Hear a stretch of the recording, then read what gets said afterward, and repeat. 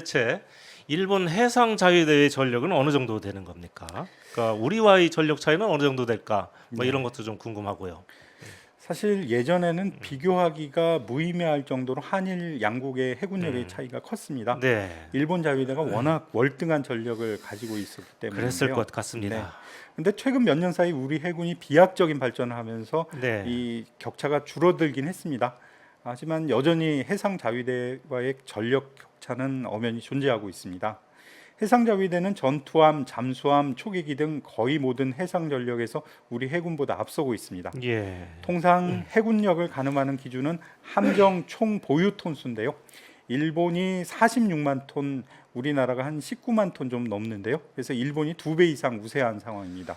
이걸 그 일본 해군이 가지고 있는 그 무기, 네, 장비, 네. 일본 해군이라고 하면 좀 이상, 일본 해상 해상자위대, 자위대, 예, 예, 이게 한국의 2배를 조금 넘는다 이렇게 네. 그냥 단순 비교해도 되는 겁니까?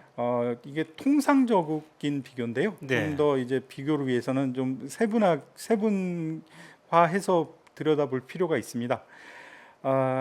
특히 주목해야 될 점이 해상자위대는 장기간 원양 작전, 그러니까 먼 바다까지 나갈 수 있는 이런 능력을 가진 대형 함정을 많이 보유하고 아, 있다는 특징이 있습니다. 그렇습니까? 예, 예. 이지스 구축함을 포함해서 구축함은 우리 해군이 일본에 비해서 한 3분의 1 수준밖에 안 됩니다. 예, 예. 그리고 잠수함은 일본이 2배 정도 많고요. 해상 초계기의 경우에는 우리 해군이 16대를 보유하고 음. 있는 반면에 해상 자위대는 무려 110여 대를 가지고 있습니다. 예. 보유 대수로 따지자면 일본이 우리보다 한 7배 가량 더 아, 많이 그렇습니까? 가지고 있는 거죠. 예. 음. 우리 해군이 과거에 비하면 발목할 만한 성장을 하긴 했지만 해상 자위대에 비하면 아직 가야 할 길이 먼 것이 냉정한 음. 현실 같습니다. 예, 일본은 뭐 평화 헌법이라고 해서 군대도 못 가지게 돼 있는 그런 헌법을 가지고 있는 나라인데 네. 이러면 이건 반칙 아닙니까? 예. 음. 예. 그 요즘 들어서요. 그 일본의 그 일본이 그 예전의 일본이 아니다 하는 그런 그 얘기들이 많이 들리지 않습니까? 네. 근데 이제 어쨌든 간에 수십 년간 경제 대국이었고 또 지금도 경제 대국이기 때문에 그만큼 이 일본의 해군력 또한 이렇게 엄청나게 강력한 것도 뭐 당연한 것 같습니다. 예. 그런데 일본이 이 무기나 장비 면에서는 이렇게 우수하지만 자위대 병사들 개개인에 있어서는 그 사람들의 이 사기나 전투력이나 이런 것은 뭐 별 볼 일 없다, 형편없다 이러한 평가도 최근에는 많이 있던데.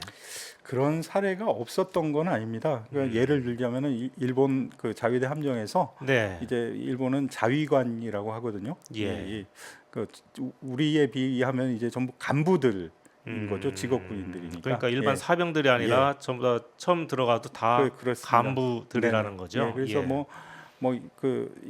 좀 인터넷에서 야동을 다운받다가 이 배 전체 시스템 아 다운되는 경우도 있고, 자위관이 예, 예, 그렇습니다. 야동을 다운받다가 네, 배가 침몰했어요. 아니요, 침몰한 건 아닌데 예, 뭐 배의 이 시스템 전체가 그냥 다운이 예, 되는 그런 예, 사고. 예, 예. 예, 그리고 예, 이제 규정에 어긋나게 이제 개인적으로 뭐 음, 냉장고라든가 이런 걸 해서 화재가 발생한 일도 있고 합니다. 근데 예, 이게 사실은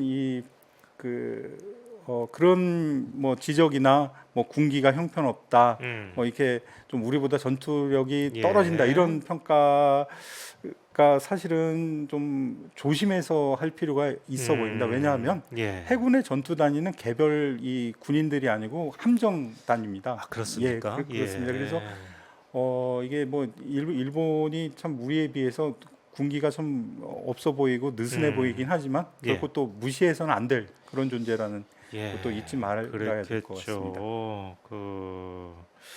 그렇습니다. 그 최근에요, 우리나라가 이 경제적으로도 그렇지만 또 이 방위비가 일본과 거의 비슷한 수준에 이르렀다는 그런 보도도 있었습니다. 네. 예, 근데 이제 일본 자위대의 규모는 한국군에 비해서 한 절반 정도밖에 안 됩니다.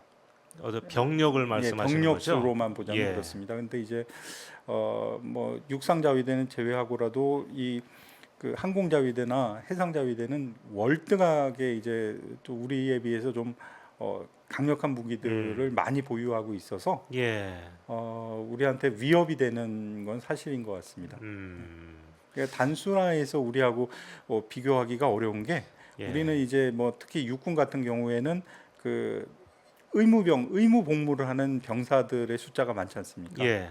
그래서 인건비라든가 뭐 이런 여러 가지 요소들을 다 종합적으로 고려를 해서 평가를 또 할 그런 필요가 얘기도 있어 있지 보입니다. 않습니까? 그 우리는 간부나 일반 사병들 다 포함해서 병력이 뭐 이렇게 이게 나오지만 일본은 그 자위대의 그 아까도 말씀하셨지만 자위관이라고 해서 네네.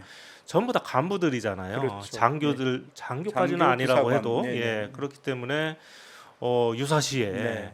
만약에 징병을 한다고 치면 금방 수백만의 군대로 이게 발전할 수 있다 네. 이렇게 얘기하는 사람들도 있는데 여기에 대해서는 어떻게 생각하십니까? 뭐 그런 지적, 그런 뭐 예, 평가도 나올 수 있다고 봅니다. 근데 이제 뭐 쉬운 건 아닐 테고요. 뭐 예, 일본이 말씀하신 것처럼 어떤 평화 헌법 체제에서는 금방 그렇게 이게 대규모 군대로 확장하기가 어려운 것이 사실입니다. 그래서 예, 지금까지는 이 평화 헌법 자체가 안전판 역할을 하고 있는데 이게 벗어나게 되면은 어떻게 폭주할지 또 우려가 되는 것도 사실입니다.